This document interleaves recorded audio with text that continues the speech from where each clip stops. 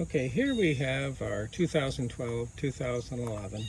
What happens is the key tag says 2012, but if you look carefully at the date of manufacture, this actually falls within 2011, and of course the VIN number calls it out as 2011.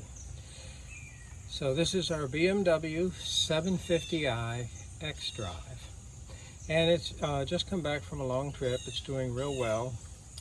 One thing that was a concern is that earlier we had a problem with a misfire under load, cylinder number 7. And cylinder number 7 is the second from the back here on the left side, here on this engine. Now, it takes a little bit to get to the ignition coils and to the spark plugs here on the N63 V8. Obviously, you're going to have to remove the air cleaner assemblies, which is not too bad, and then the ductwork. We need to take loose these, the actual discharge duct from the compressor there to the aftercooler. Now, as you can see, this engine's been worked on because this normally has a permanent style clamp, and this has been cut off and replaced with a screw type clamp, which is just fine. So after you remove, of course, the air cleaner and the air duct right there, then of course you have access to the 8 ignition coils, and under each coil, of course, is a spark plug. Now, when you replace a spark plug on an N63 engine, remember that spark plug has a 12-point socket, and it requires a special socket. If you don't have that socket, don't try. You need to invest in the socket. And you'll notice that ECS Tuning, when they sell you 8 spark plugs, they're saying, don't you want this socket? And the best one is the one that has the little swivel on it. It works very nicely and allows you to remove the spark plug. Now let's talk about some of the components here. On the N63, I have actually a totally separate cooling system. This cooling system has its own electric coolant pump, and what is its responsibility? It is controlling the temperature of the aftercoolers, and it actually has a coolant passage going there through the cavity. Actually, it's part of the aluminum casting of the DME control unit. So I'm controlling the temperature of the DME control unit and the temperature of the aftercoolers with this separate cooling system. Now, why do I want to do that? Because I'd like to keep this as cold as I positively could. As cold as I positively could. Now, of course, obviously the DME control module is controlling the coolant pump, but the idea is to get this nice and cool to try and increase the density of the air being directed to the throttle bodies and the intake manifold. And this has its own separate radiator up front. Now, here is the reservoir for the main cooling system right here. And it has a engine-driven water pump that occasionally fails. And I do have an electric water pump, a small one, that actually helps boost the flow of coolant through these passages here for the cartridges of the 2 turbochargers, right and left. Now this is the power steering reservoir.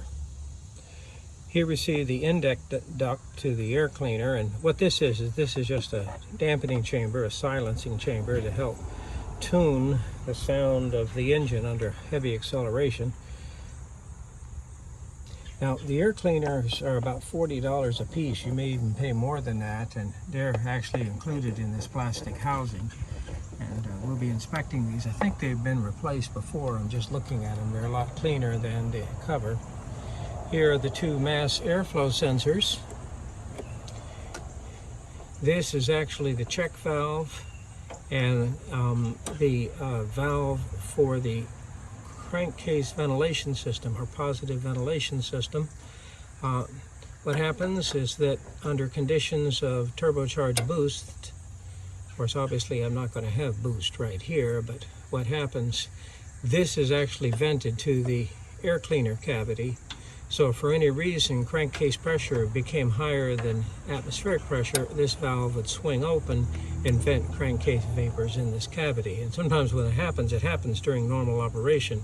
I'll actually ingest some oil here into the compressor housing and then move its way on through the aftercooler. So it's not uncommon to see a little oil there. If it's excessive, then you have a problem. Now it has a cyclone style liquid vapor separator that's part, or I should say contained within the valve cover. It's not serviceable without removing the valve cover. And we have this tubing that's coming up here, and then, of course, the valves and the tubing that goes down to the intake manifold. And we've replaced that pretty regularly. It gets hot, it gets brittle, it breaks, and it's pretty fragile. All right, now this, of course, BMW calls this their Hot V engine. They were the first manufacturer to introduce a Hot V configuration there for a series production passenger car. And they introduced the N63 engine, I guess it was in 2008.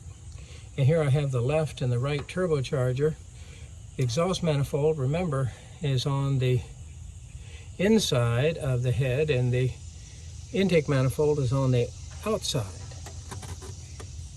And just beyond the turbine housing is the catalytic converter, and this is the pre-catalyst oxygen sensor. The post-catalyst oxygen sensor is just behind it over here, hiding underneath the air cleaner. Now obviously what's happening is the whole catalytic converter assembly is just in this area. And you can imagine the extreme heat generated. Now the turbochargers, the rotating cartridge is lubricated with engine oil, and I have pressurized engine oil passages coming up to it. And then of course the oil drain going back to the center section there, the engine back to the crankcase. Now these are actually cooling lines. Here we have the cooling lines in, and then we have the cooling lines returning. Now this is just engine coolant, and you can imagine this gets very hot. And after a hard run, and I shut the engine down during a hot soak period, I actually have an electric pump.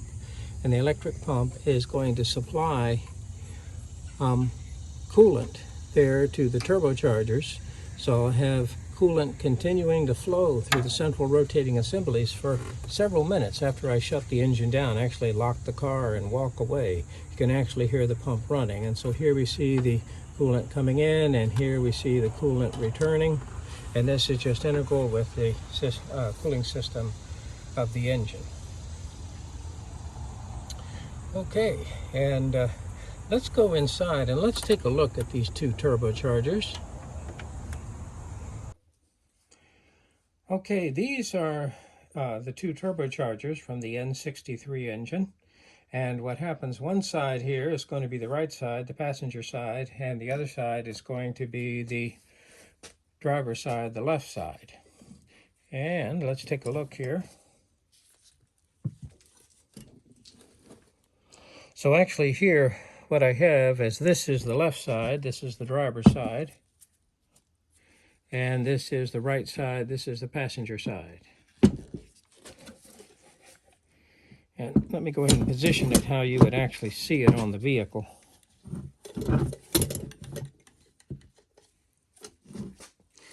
Okay, let's talk about what we're looking at here.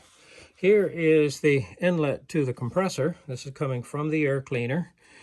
And the airflow has, of course, been measured by a mass airflow meter. And then utilizing a combination of blade angle and centrifugal force, I am going to compress the incoming air, and then it will be directed there to the aftercooler. Now, normally what happens, my maximum boost here on the N63 without modification is about 10.5 psi above atmospheric. And 1 bar, obviously the Europeans, they specify in the metric system bar. 1 bar is 1 atmosphere, 14.5 pounds per square inch. Now obviously there are all kinds of modifications and features that you can add to the N63 to improve the power output. And of course when you do so, you put a stress on the engine mechanically, but one of those is to raise the boost pressure up to around 1 bar or a little bit higher. Now obviously a higher boost pressure represents a higher manifold pressure, which represents a higher compression pressure, which of course corresponds to a higher combustion pressure and a greater force pushing that piston down. And with these turbochargers operating properly, this engine produces in excess of 400 horsepower. It's quite a beast. Now, what we're looking at here, this is actually a boost control solenoid. What happens is the DME control unit, if it senses, and it has a type of manifold pressure sensor, if it senses that the boost pressure, which is actually measuring before the throttle body, but boost pressure exceeds a certain value, it can cycle or open this valve and just simply divert the output back to the input. So what it's doing is just going to direct the air right back to the inlet of the compressor. Now I do have a wastegate. Here's my wastegate. And in order for my wastegate to close, I have to apply a vacuum to this actuator. Now I used to say, oh, that's backwards. Didn't we do it the other way? I apply a vacuum to open it. Oh my, that was 30, 40, 50 years ago. People, when I say that, they say, what the hell are you talking about? All systems, the way they're working, Audi, BMW, Porsche, if you want to close the wastegate, if it is a vacuum actuated wastegate, what happens is I have a solenoid actuated vacuum valve that applies a vacuum to the wastegate to close it. Now, what is a wastegate? Well, when the wastegate's open, it just allows the exhaust, which is entering here from the exhaust manifold, to bypass the turbine wheel. And there's our little turbine wheel. So what happens? Here, I'm going to direct exhaust gas into the turbine housing. And what it's going to do is be directed through the turbine. And what happens is the turbine's going to redirect the flow of exhaust gas and extract kinetic energy from it. And as it does so, of course, it's directly splined to the compressor wheel and drives the compressor. Now, these two turbochargers that we see here were replaced. Now, why were they replaced? Well, what happens is I have excessive amount of radial and axial play. And I don't know if you can hear that or actually see that. Let me try and grab it with the magnet, but you can actually see the shaft move side to side, side to side. And let's look at this one. Let's see how this one is. Yeah, this one's about the same, side to side. Now, fortunately, the turbine wheel and the compressor wheel are not contacting the housings, but they are loosening up, and they were a little noisy. And of course, we're looking at turbochargers that have probably in excess of 150,000 miles on it. Now, what was happened is that this is a used car. We got a very, very good deal on a set of turbochargers, complete turbochargers, that had less than 3,000 miles on them for less than $1,000, both of them, from a local wrecking yard. So we went ahead and put those on the vehicle, and it worked out perfectly. Now, that was after we had already ordered these new cartridges, so that's why they didn't get installed. Now, these two cartridges together on eBay cost about $300. Now, you're probably saying, no, you mean $300 a piece. No, I mean $300 for a pair.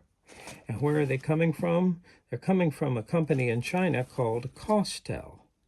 And this is the central rotating assembly. Now, you could only use this if you didn't tear up the housing. So maybe a little bit of touching of a blade to a housing is okay, but if the housing is damaged, if I'm increasing the clearance between the housing and the blade, I'm really reducing the effectiveness of my turbocharger. But here we see the Costel central rotating assembly. And as you can see, it's absolutely no axial or radial movement. Now, if I got a dial indicator, I might get a thousandth of an inch. I don't even feel a thousandth of an inch. I mean, that is just perfect right there. And you'll notice that traditionally in America, a lot of the turbocharger manufacturers would actually cast the compressor wheel. This is actually machined from a solid billet of aluminum. And what that does is it allows me to take a solid billet of aluminum, and I can actually use a process to make it where I can actually roll it, stamp it. In other words, I got a block of aluminum. In other words, I can do all kinds of elaborate manufacturing techniques and processes to make a very nice, hard, high-quality, solid, non-porous block of aluminum. And then what am I going to do? I'm going to put that aluminum in a milling machine, turn on the milling machine, and let it machine this configuration. Now, I invite you to visit their website. It's Costel. It's a Chinese company. You're thinking, man, what kind of milling machine does that? Well, obviously, it's a 5-axis milling machine, and what it's doing is a combination of not only the tool, but also the ability to move the workpiece that I can. Probably, I would think it probably takes at least an hour or more to do this complex machining. In other words, I actually start out what looks like a cylinder of aluminum, solid aluminum, and I machine out this turbine wheel. So what am I saying? Not turbine wheel, this is a compressor wheel. And how does this compressor wheel work? Well, with a combination of blade angle and centrifugal force, what is it going to do? It is going to compress the air as it passes through the air cleaner and direct it into the compressor housing and then onto the intake manifold. Now remember, when I compress the air, I'm going to increase its density, but I also drive the temperature up. And of course, if the temperature comes up, well, the density goes down. That's no good. So what I got to do to get that good high air density, I need to cool it back down, and that's the reason for the aftercoolers, which we talked about on the engine, are cooled with a separate cooling system. Okay, so if I were going to rebuild these two turbochargers, then what would I do? I would replace the central rotating assembly right here and reuse the tubing and the two housings. Now, when you're actually putting this together, oftentimes there's a pin that helps you locate the turbine housing to the central rotating assembly. That really isn't necessary. I'd have to dig the old pin out. I find that that's not a good idea. And why? Well, because, hey, you can loosen this and move this around so that it fits very nicely without straining anything there on the vehicle. If this is not perfectly lined up with the hole there, it doesn't make any difference. So don't go crazy on the little pin there. Just if it's not going to cooperate, let's just lose it. Now on the compressor housing, it also has a locating pin. And there it is right there. You can see it right there. And again, don't you think you can see that by eye? Of course, obviously that pin hopefully will follow the housing. But hey, again, I'd like that to be lined up correctly so that my geometry of my rod for the wastegate and everything is correct. But hey, I can see that. We can kind of move that where it needs to be. Now, obviously, I'd like to line this on the bench and tighten these fasteners, because once I do that, that's not going to move. On the vehicle, though, with this clamp loose, it will move back and forth. Now, when you're removing the turbocharger from the vehicle, don't try and pull the turbine from its housing on the vehicle, because these blades are rather fragile. You will be very difficult not to damage or bend them trying to install it. Always take it loose from the catalytic converter and then take it loose from the exhaust manifold. Now what you're saying is, well, hey, I'm replacing this central rotating assembly. It's shot. And I'm having troubles getting at the clamp on the exhaust manifold. Okay, go ahead. Take it loose very carefully. Tap it back and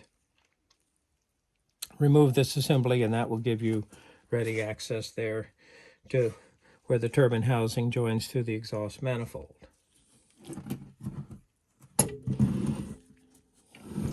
Now, as far as taking this apart, separating the turbine housing from the central rotating assembly can be challenging. But as you can see, separating the turbine housing from the catalytic converter Hey, there's the gasket. All you have to do is take the clamp loose and off it comes.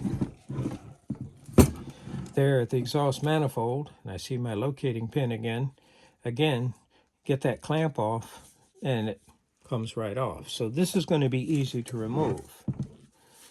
Taking the central rotating assembly out of the turbine housing, what happens is I get obviously over a course of 10, 12 years, I'm going to get a lot of rust. And I'm going to, of course, soak this with penetrating oil, but it's going to be rather difficult to pull this out. Sometimes it's easier said than done. And then when you're extracting this, be careful that you don't damage the turbine housing. Now, if you're replacing the central rotating assembly, and by the way, they're not giving you any core on this. This is brand new. There's no core. This is not remanufactured. This is brand new. If you're really having troubles, remember, you can get your puller. I'm going to throw away the central rotating assembly so I can then press here and try and pull it straight off and drive that through, of course, after removing the clamp and soaking it real good with penetrating oil. And of course, obviously the torch. The torch, I wouldn't even say that's a last resort. A lot of turbocharger shop, they're trying to save the central rotating assembly, and they have to save the turbine housing without damaging either one. So the torch comes out immediately. All right, so here we have the turbocharger. What is it doing? It's taking high temperature, high velocity, high pressure exhaust gas coming directly from the exhaust manifold. And what is it going to do? It's actually going to expand that exhaust gas through this turbine wheel. And so what's the turbine wheel doing? It's exchanging kinetic energy for mechanical energy. So it's going to do two things. It acts as an expansion. It's going to expand this high pressure exhaust gas, so it's going to lower its pressure, and it also lowers the temperature. And then, of course, right into the catalytic converter. So this would be energy that normally would be just thrown away out the exhaust. So I'm recuperating some of the energy there as a result of the combustion process. And then what am I doing? I'm taking the mechanical energy from the turbine wheel and using it to drive the compressor wheel. And so the compressor wheel, with a combination of blade angle and centrifugal force, is going to compress the ambient air into a boost pressure and there direct it through the aftercooler into the intake manifold. And of course I have a electronically controlled conventional throttle body after the aftercooler. By the way, the intake manifold on this N63 is made out of plastic. And of course we talked about the aftercooler using a separate cooling system to control its temperature. What is this? This is an electrically controlled bypass for me to immediately control boost. And this is a vacuum actuated wastegate that allows me to